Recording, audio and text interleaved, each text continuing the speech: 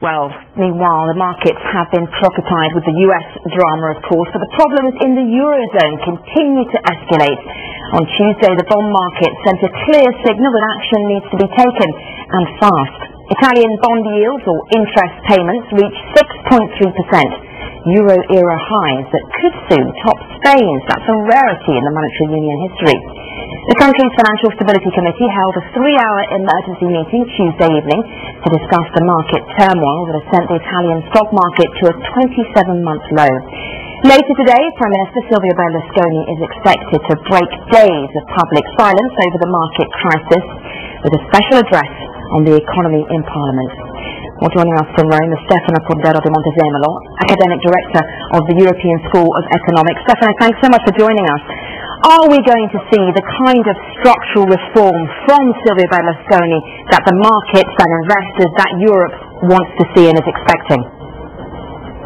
I just read some anticipations regarding the speech of Prime Minister Berlusconi supposed to have this afternoon, and he's talking about some reforms regarding the labor market. That's important, but in Italy we already had some reforms regarding the labor market. Probably the investors and the financial markets expect something more regarding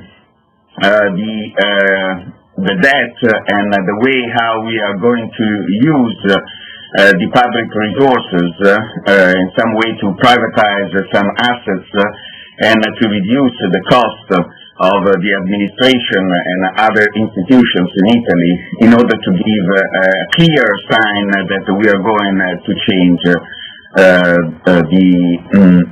the way we are using public resources in Italy. I mean, how difficult is it at the moment? Italy's public debt is huge. I think it's 120% of GDP, one of the heaviest in the world. How much room does Italy have to maneuver? But in principle, there are some studies that demonstrate that the public assets in Italy are quite huge.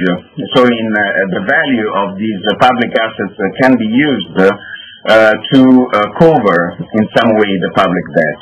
The problem is that in these years, no government tried to transform these assets in a way to reduce the public debt.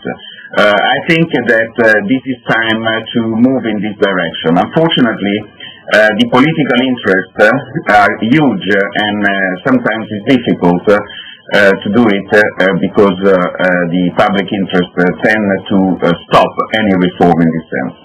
Stefano Cordero di Montezemolo, thank you very much indeed for joining us.